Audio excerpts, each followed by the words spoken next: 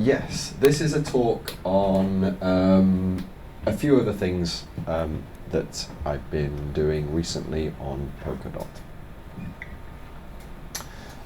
It's basically got three parts. The first part is about staking. I don't know how much of interest that is to everyone here. The second part is about parachains, and I can't remember the third part, but it will come when I get there. I think there's probably like much more interesting stuff to come out after this, because there'll be the fireside chat and questions. So I'm not going to take very long on any of this. Is there anyone here that actually plans on doing any staking on Polkadot? Okay, a few. Okay. So it might be a bit, it might be of interest. So why bother staking? Well, Polkadot is an inflationary system in terms of its economics. So staking allows you to basically escape that inflation. And you might even take some rewards as well. So there's around 10%, that's the maximum. It's unlikely to actually be 10, but it will top out of that. Per year at Genesis. This is Polkadot's an inherently governable system, which means it can change over time. So the stakeholders of Polkadot decide where this goes, but at least it will begin with these figures. 50% will be targeted to be staking, so 50% of the total Polkadot tokens, 10 million of them, will be targeted to be actively staking. And so if you work those numbers out, the return would be around 20%. So why not stake? Well, tokens get locked, and you get punished if you behave badly. If it's just accidental, then you don't get punished very much, and the system's designed to sort of detect that. But if it looks as though you're actually trying to attack the network, then you get punished an awful lot more. The idea is to identify when incidents of misbehavior are independent and when they seem to be sort of coordinated. If they're coordinated, then obviously the total goes up, but each individual punishment also goes up substantially. So there are two types of staking, validation and nomination. Validation is all about running your own node. Nomination is all about naming other people to run nodes for you. So validation, as I say, you're running a node, it must be secure. That's the critical thing, right? If your node is insecure, then you're going to get punished because someone's going to hack in, take your key, and basically, at a combined fashion, make you behave badly and then grass you up. So yeah, you don't want to run an insecure node. Secure node, very important. Good connectivity, 24/7 uptime. So you've got to have some degree of DevOps skill. You've got to be one of 1,000 selected. This is when Polkadot's sort of in full swing. There'll be a lower number of validators initially, but eventually it will go to around 1,000. And it's the top 1,000, the top staked 1,000 that end up being selected. So Polkadot wants to maximize the security of the network, and you maximize the security by maximizing the minimally staked validator. So you choose the top 1,000. If you were to choose any other, then they would not be you'd not be maximizing the stake. But importantly, the backing doesn't all have to be from your supply of dots. It can be from other people's. And the other people's in this case are nominators. They nominate you. So what nominators do, therefore, is they approve, which is to say entrust with their dots, one or more validators. Now, the validators can't run off and sell the dots or anything like that, but they can get punished. And if they get punished, then your dots are at risk. Now, you don't have to approve just one, right? It's not like you have to choose just one validator. You can choose many of them, and there is an algorithm that takes your dots and splits them between the people, the validators that you've nominated in an intelligent way in order to maximize your benefits. And also, as it happens, maximize Polkadot's benefit too. And for the highest chances of being paid out, you need to find the less popular validators, but they're still got to be competent. If they're incompetent, they're losing your funds because they get punished, and the funds get taken away, and maybe yours get taken away too. So they're still got to be competent and legitimate, all the rest of it, but less popular. Yeah. If you choose the popular ones, then they will just get sort of oversubscribed, and because the rewards are split between all of the subscribers, your relative reward goes down substantially.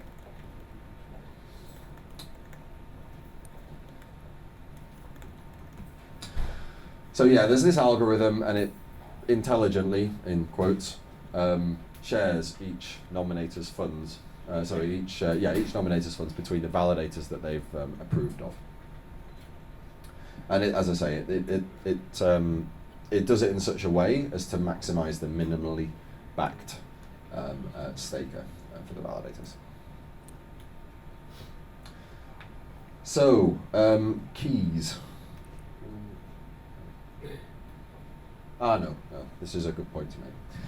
The payout is proportional. So the economics are kind of interesting. The payout is proportional to the minimally backed validator, right?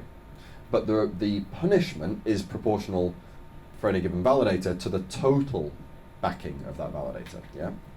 So, whereas each of the different validators, of the 1,000 validators, they can all have different amounts of backing. Some of them will be oversubscribed, they'll have loads of backing, loads of stake behind them, yeah? Others, the ones at the bottom, won't be so subscribed at all, and they'll have just sort of the right, just enough stake behind them to get into the top 1,000, yeah? Now the punishment is everything. So I don't think there is anything for which you get punished 100%, but if there were, then 100% punishment would just literally be whatever it is that you have backing you, regardless of what the minimally backed slot, the minimally backed validator was at. But the payout, the reward, is always based upon that minimally backed slot, which means the risk to reward ratio is different for each of the validators. The ones at the top, the oversubscribed ones with loads and loads of funds backing them, the popular ones, their risk is greater, but their reward is the same. Whereas the ones at the bottom, the less popular ones with only just enough backing them, their risk is much lower because they can't get punished as much because they don't have as much backing them. But their reward is still the same. And what this does is it leads to a general propensity for the nominations and for the stake in general of the system to try and even itself out. And that's a good thing. Okay, so in terms of keys, so there are lots of keys involved with Polkadot's staking system. Here are 3 of them. The stash key. Now that controls your funds, right? So that's where the real funds lie. All the dot tokens, right? That's the key to them. They are in an account. The account is controlled by that key. So that key can be used to transfer funds, right? And it can also be used to lock up the funds into the staking system. And the other thing it can be used is to set this other key, the controller key. Controller key actually does all of the interesting operations, like says, hey, I want to be a validator now, or hey, I want to be a nominator now, or hey, I'm done staking, or change my preferences to this, or a few other things. So it does interesting stuff, the controller key. The reason that you don't want these to be the same is because you want this to be cold. You want it to be as cold as possible because it's potentially going to control a large amount of cash, right? So you don't want this to be an everyday thing that you're using to create transactions, because if it gets lost or stolen or hacked or whatever, then you're in trouble. Whereas if this one gets lost or stolen or hacked or whatever, then all you do is you use this one to set a new controller key and you're good. Yeah. But similarly, you don't want to use this key on a second by second basis to actually produce blocks, to put it into your active node online and author blocks and finalize chains and do all of that nitty gritty stuff. because that actually really could get hacked. This one probably won't get hacked, but you still don't want to be using it day to day if it's controlling all your funds. This one actually really could get hacked. It's on a server somewhere, it's, I don't know, in the cloud. You really don't want to be risking anything. And so this one, you use to set a further key, and that's hot. And it also has a few different types of crypto associated with it, which are necessary for the protocols that we have. So yes, in general, these two account keys, the stash and the controller. The stash is cold or frozen, right? It's like ultra cold. Sits on a piece of paper in a safe somewhere, right? You never ever use it. You just initialize the controller key and then you're done. Whereas the controller is like warm, you know. It's on a a USB hardware wallet, or a you know, a parity signer on your mobile phone or whatever. So it's on a secure device perhaps, but it's still something that you probably do use now and again. You can change options with it, and you can set the session keys. Whereas the session keys are specialized crypto, and these are the things that if anything gets hacked, it's probably going to be these things. But it sort of doesn't matter so much. I mean, it does matter a lot, so you really don't want to get them stolen or anything. But it doesn't matter as much as if you got your root funds keys stolen, where, you know, that really would be problematic. Now the new validator set are selected. They're selected probably once every about 24 hours, which means if you stake a bunch of tokens in order to get into that top 1,000 validators, or you decide actually that validator, you're a nominator, you decide that validator is not a very good validator, I think they're going to get, I don't know, hacked, or they're going to go offline, or I don't trust them anymore, or whatever.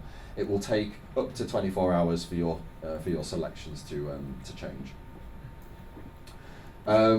And this algorithm kicks off every 24 hours and rejigs, re-optimizes everything.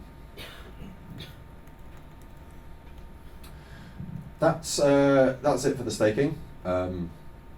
So I want to go over a couple of other things before we go on to questions and the fireside chat. The first is parachain deployment.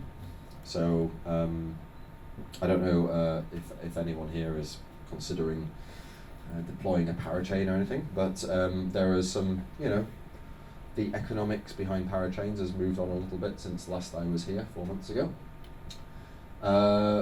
And there's a bit more that I can talk about now. So our idea at the moment, and this is probably close to the final design, will be to quantize parachain sort of, what would you call them, leases to 6-month slots, right? So all of the leases are done in 6-month intervals, and those intervals are all aligned, right? So there's a particular time, like let's say January the 1st, 2020, and where the leases all begin, and then they're just the next lease, the next set of leases would all be 6 months later, and then the next set would all be 6 months after that. Yep. And our idea is to have auctions on these leases, and we would auction leases up to, ending up to 2 years in advance. Yeah. So the final auction of to take an example, if we say there's an auction that ends, let's say, December 31st, 2019, then that auction would be for leases running up to December 31st, 2021. Now the idea is to have several lots for each lot per auction, and there would also be several auctions within a 6-month interval prior to that set of leases beginning. And the type of auction would be a candle auction. Don't know if you're familiar with that. That's an open auction with a random ending time. Yeah. And because we can't really do random end time very well on a blockchain where everything's deterministic, we actually have it to be a retroactive ending, which makes it very difficult for anyone in the system to game whether they're going to front run a bid or not. The reason that we are going with an open auction rather than a closed auction is kind of twofold. The first is that closed auctions are a bit kind of weird to do on a blockchain, because it's not like clear how you can really make it closed if you are to have security that the bid that has been placed is actually what the bidder can afford. So, you know, a kind of way around is to say, well, you've got to put 10% or up to 10% of the, or at least 10% of the deposit down, and then no one can really tell. They can only tell what the maximum thing you could have bid, but they can't tell definitely what you bid. But then there's like, well, what if they don't put the rest of it down, and it becomes a bit like kind of horrible. Open auctions don't suffer from that. And the other reason to do an open auction or a candle auction, which is a bit essentially similar, is that smart contracts, so purely deterministic entities, can become bidders without any grave disadvantage in this system. Whereas if it's a closed auction, then they can't, because they're entirely predictable.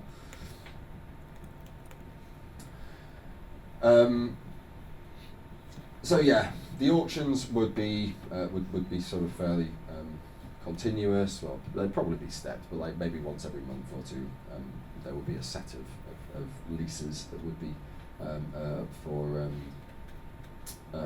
sale. Now, leases aren't so sale is the wrong word. The way that leases for parachains work is that you can place a deposit down, and the deposit is locked in with that parachain slot for some period of time, like, well, basically for as long as you have use of that slot. So if you're if you just bid on one slot, so like 6 months worth, then the amount, it doesn't cost you anything beyond the opportunity cost for those tokens that are locked in with that lease. When the lease ends, you get the tokens back again.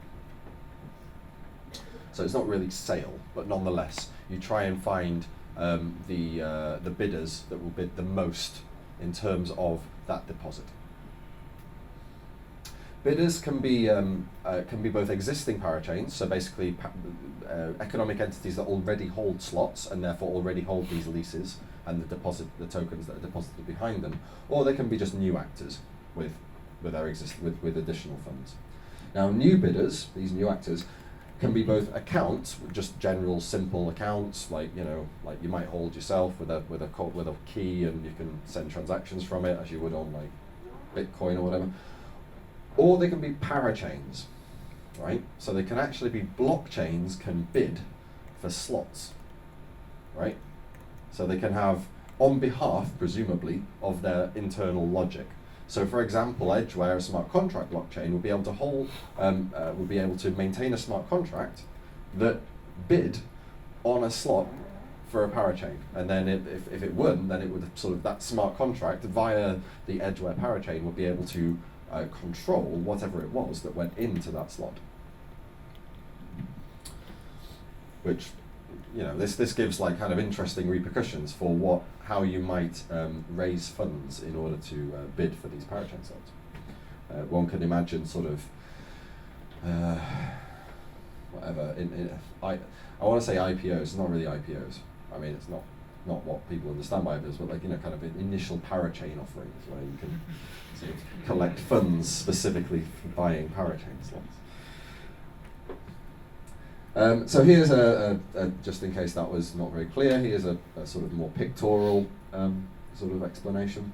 So here's here are four slots in time, 6 months, Q1, Q2, Q3, Q4, Q1, Q2, Q3, Q4 over 2 years.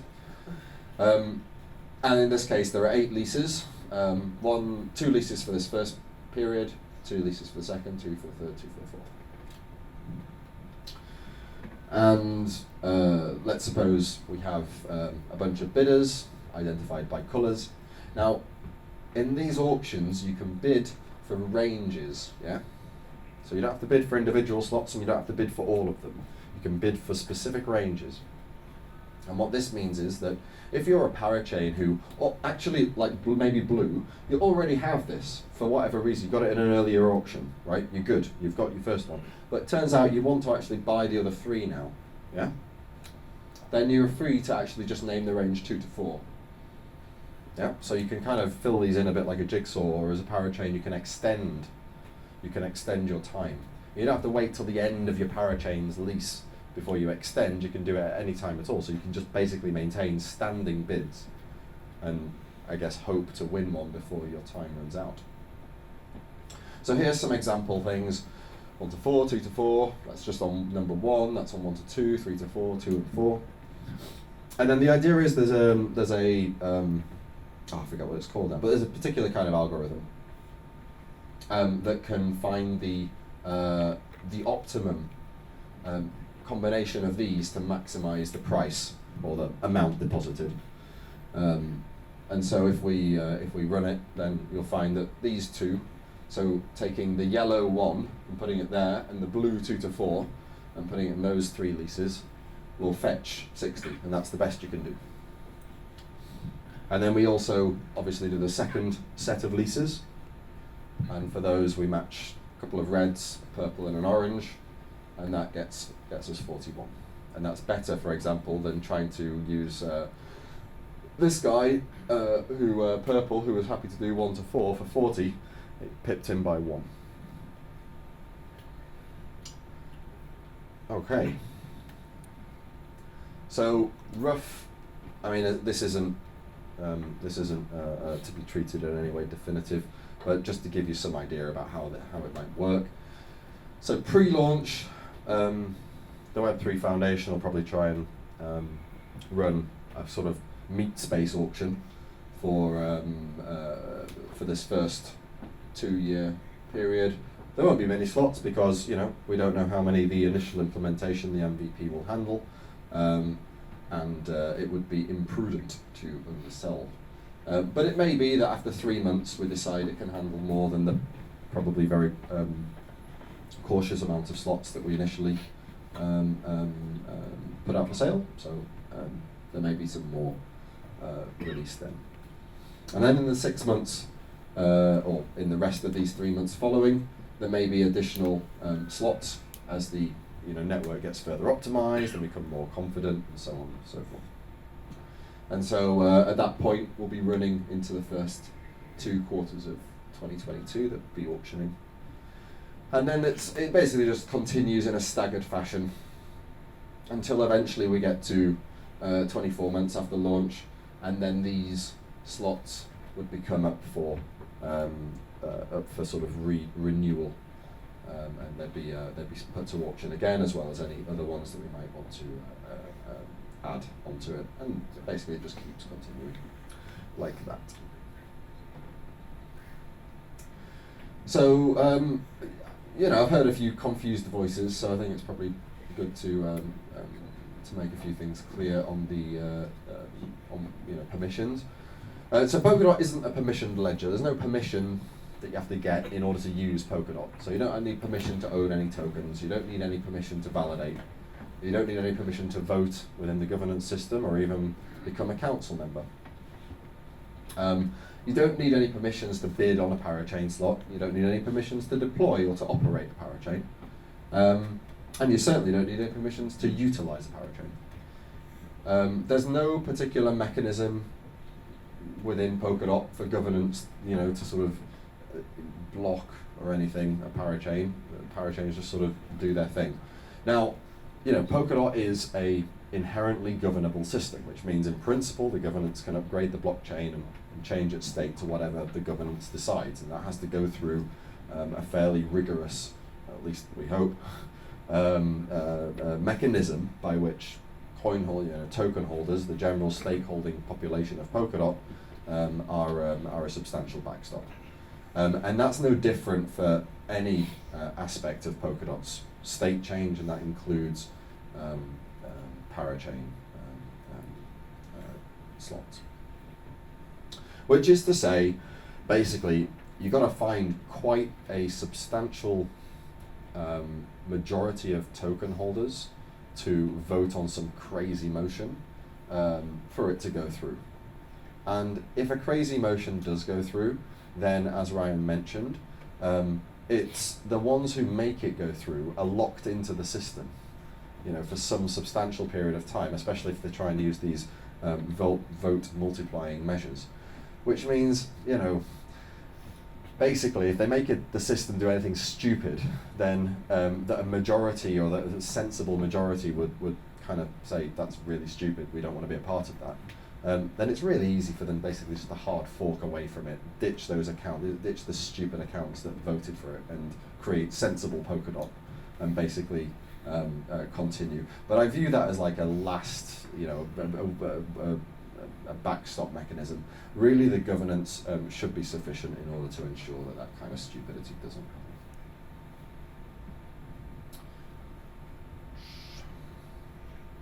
So, final thing, yes, spree. Final thing I wanted to talk about is technical development that I hope we'll see not too long after the initial launch. This isn't going to be a launch feature, but it will be, I think, a feature that comes in before Polkadot 2.0. Here's an interesting sort of problem, an interesting sort of issue. Before I go on, actually, I should give due credit. There's this isn't my idea. This is a bloke on Reddit's idea called Tawaran. But it was a very good idea, and it's one that we're going to run with. So here's the issue. Polkadot Relay Chain gives you certain guarantees. They're very good guarantees. We like these guarantees. We think they're the best. No other multi-chain, no other interoperability solution gives these guarantees, and we think they're great. But there is one sort of hole in them, which I will get onto. So here are the guarantees now. So one parachain is not going to be reverted alone. What that means is you're never going to find a message arrives that came from a block that has since been reverted. Yeah. So if Ethereum, if the Edgeware parachain via a smart contract sends a message through the relay chain to like the zero chain parachain, which is a like a Zcash like sort of token ledger. What the zero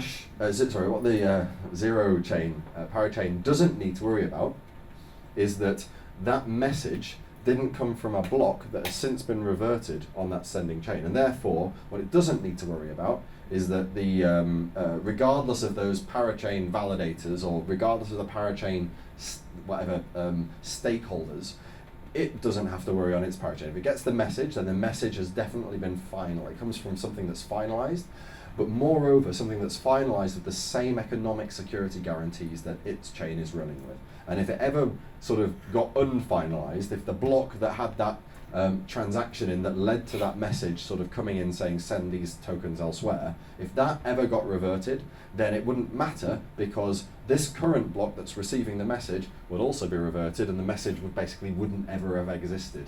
Kind of Back to the Future style, you know. The second guarantee it gives you is that the messages that you get, right, not only have they not come from a reverted block, but critically, they come from a block that has a valid state transition, which means the logic of the parachain has been correctly executed, regardless of whether the validators or the collators or the stakeholding machinery of that parachain have been attacked. The relay chain will guarantee you, Polkadot will guarantee you that the logic of the parachain will be followed to the letter.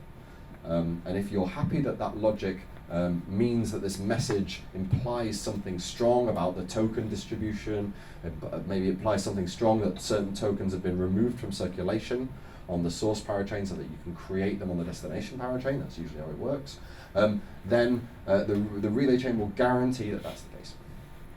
Now, one of the other things that we're very excited about is bringing in governance, and particularly bringing in the ability for parachains and for the relay chain to upgrade itself, right? So they can, through their governance mechanism, they can change their inherent logic, they can change their nature, they can add new features, they can do all sorts of interesting, crazy new stuff. But that means they might two things could happen. First, they could possibly introduce bugs. So they could introduce bugs that mean that these assumptions that a destination parachain is making about the meaning of a message changes. The other thing that they could do is actually have the stakeholding population perfectly legitimately push through a sort of a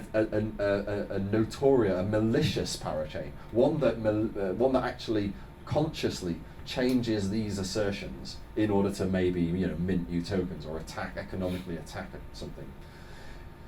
And there's not much that so there are two things that the destination that we can do to mitigate this problem. The problem of basically either bugs in a parachain's logic or sort of malicious upgrading of a source parachain. One of them is that we can say, well, the destination parachain should be able to check the code of a source parachain. So they can check to see if a source parachain has upgraded itself, has changed its code, changed its logic, right? And if it has, then they can start disregarding the messages. Right? They can start saying, we're not going to listen to that message because we don't know for sure that our assertions, that the implications are still correct. That's problematic because most of the time, when parachains upgrade themselves, they won't change any of this logic. They'll add more features and stuff, and this logic will remain the same. And until it's like, well, how do we whitelist it again? And it becomes like a governance problem, and they have to get people to audit it, and it all becomes kind of complicated. The alternative is that we can add a kind of an additional parachain with this logic with a logic that oversees token movements or KYC management or whatever other kind of inter-parachain logic that you tend to want assertions to be guaranteed on. But then the problem is that we've got additional parachains, we've got additional resources that need to be used. These parachains aren't cheap to run. You've got to have collator nodes, you've got to have a parachain slot. And in addition, it basically doubles the latency. Minimal, it doubles the latency between one parachain sending another tokens, for example. So what do we do?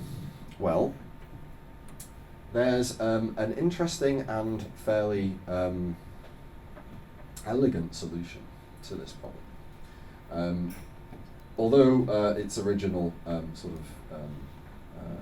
ideator gave it a name, I didn't really like the name, so I renamed it. He said it was okay. It's okay.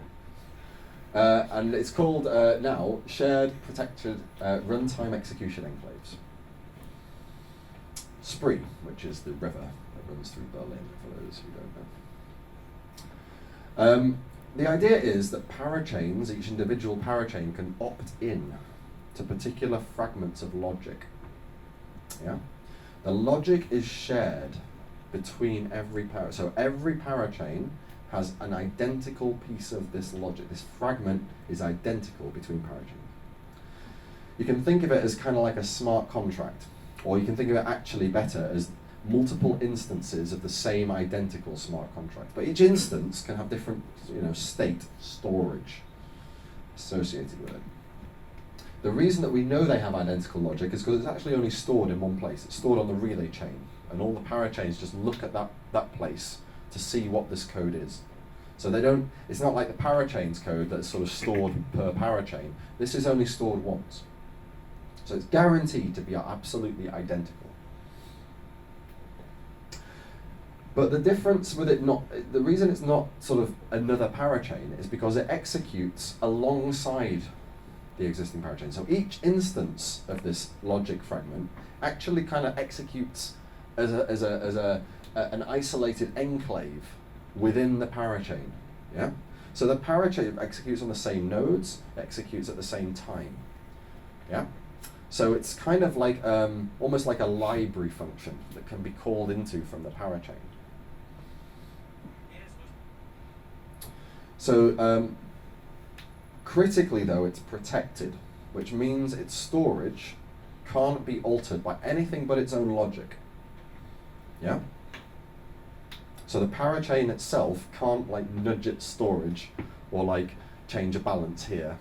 That's not allowed. So malicious parachains have no control over these enclaves, even if it's an enclave that's running right alongside itself. The messages coming from these enclaves as they talk to themselves can't be faked by parachains. So parachains can't send a message pretending to be from the enclave. The enclaves talk to each other by these messages. The messages take a block or two to arrive. They're asynchronous. But their parachains can talk to them synchronously because they're running right next to each other, as I say, almost like library code. So here's an example. a fairly rudimentary picture, but hopefully it will get the point across. So here's the relay chain, and this is where the code is stored. So you've got the code for parachain A, the code for parachain B, and then you've also got this code here, which is the code for the enclave, the code for this fragment of logic. An example would be like the code to manage token balances. Yeah, very, very, very simple piece of code. All it's doing is managing a bunch of balances. Right? So it's like an ERC20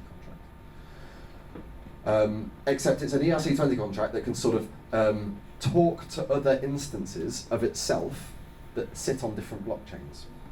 And what it can do is it can say, right, well, I've burnt 10 zero chain tokens here, so I'm going to tell my twin instance over on the other parachain, send it a message, and say, you can mint 10 zero chain tokens on your side. And in total, the total number of zero chain tokens will remain the same, which is of course very important.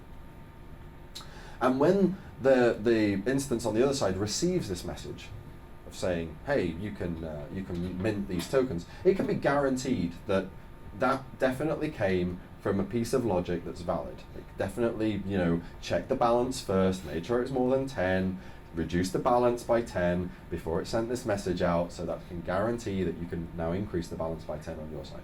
Yeah, so it can be guaranteed that that logic went through, and it went through correctly. At least it can be as guaranteed that that went through correctly as it is guaranteed that its own code is correct and it's interpreting the message correctly, which is essentially the same thing. And when parachain A wants to check the balance, then it's synchronously, so it can just very easily call into this enclave. Similarly, if parachain B wants to check whether it received the new balance, it can poll it very easily. The parachain B has its channel with which it can talk to the other parachains, like parachain A. But this code here, the sort of B instance of this code, can talk only to other instances of the same thing. But they're different endpoints. They don't share each other's messages. So in this sense, they're kind of like trust wormholes, because this and this are the same thing. They exist in different parachains, but they are ultimately the same piece of code. They're just kind of distant relatives, or distantly living twins, let's say, that have some sort of psychic link.